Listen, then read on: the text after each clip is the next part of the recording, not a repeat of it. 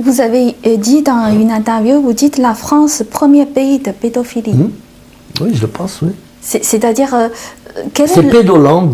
Quelle est l'ampleur de... Oh, je ne peux pas vous dire l'ampleur. Tout ce que je sais, c'est que...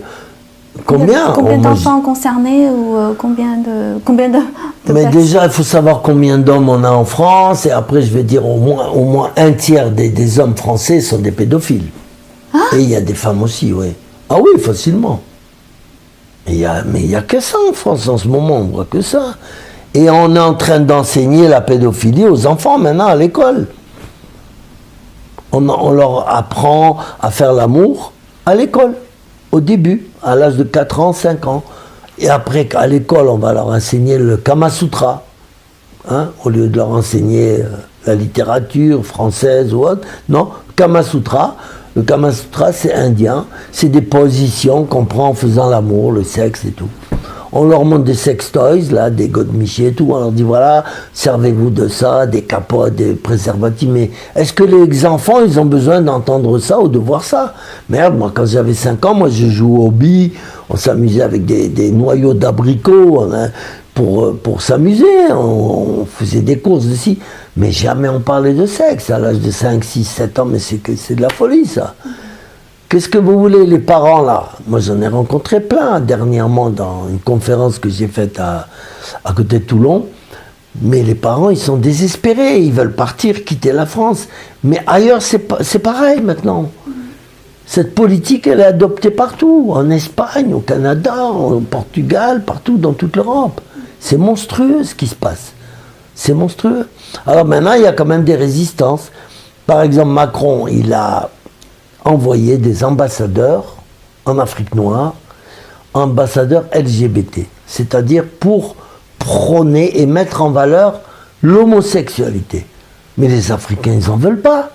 Vous avez le Cameroun, le président du Cameroun, il y a 2 ou 3 jours, il a renvoyé l'ambassadeur en France. Il a dit non, on ne veut pas de vous ici. Ambassadeur de l'homosexualité, ils n'ont pas besoin de ça, les Noirs. Ils ont d'autres problèmes quand même. Bon, donc il se passe des trucs, mais c'est le diable qui est derrière tout ça. Tout derrière tout ça. Et croyez-moi, pratiquement tous ceux qui nous dirigent, pratiquement, à quelques exceptions près, ils sont tous au service du diable. Et tout à l'heure, on parlait des pédocriminalités. Et d'après vous, comment on peut arrêter ces crimes? Comment on peut vraiment faire quelque chose? On ne peut pas arrêter ça. Parce que c'est les plus grands de ce monde qui sont les plus grands pédophiles. Et c'est eux qui font la loi sur la terre. On ne peut pas les arrêter. Le pape, vous pouvez arrêter le pape, le mettre en prison? Non.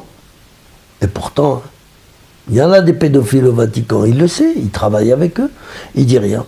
Le pape prend de la cocaïne, je l'ai dit 1000 fois, dans mes livres, dans mes émissions. Est-ce qu'on peut l'arrêter? Non, on arrête les petits. Au Vatican, depuis que j'ai dit dans mon livre, le tome 2, hein, qui s'appelle Le Prince de la Coque, j'ai 10 ou 15 pages sur le Vatican, j'ai expliqué que c'était l'antre du diable, c'est la maison, c'est le temple du diable, le Vatican, que le pape était le diable en personne, sous une forme humaine, et qu'il prenait de la cocaïne. Et en même temps, j'ai rajouté que le Vatican était le premier importateur de cocaïne en Europe, et qu'ils importaient ça pour la mafia italienne, avec l'accord de la police italienne, enfin du grand chef de la police. Eh bien, après ça, il y a eu du mouvement en Italie, ils arrêtaient les voitures du Vatican, pourtant il y a la plaque diplomatique, hein, verte. Ils les arrêtaient. La première fois qu'on a arrêté une voiture du Vatican, on a trouvé 55 kilos de cocaïne dedans. Et là, on a trouvé encore un autre avec 5,5 kg de cocaïne, il est en prison là, au Vatican, et beaucoup d'autres, on a trouvé 2 kilos, même du cannabis, on trouve de tout dans les voitures du Vatican, les serviteurs de Dieu, vous vous rendez compte? Depuis que j'ai écrit ça dans mon tome 2, on a dû arrêter au moins une trentaine de gens du Vatican avec de la cocaïne et du cannabis dans leur voiture.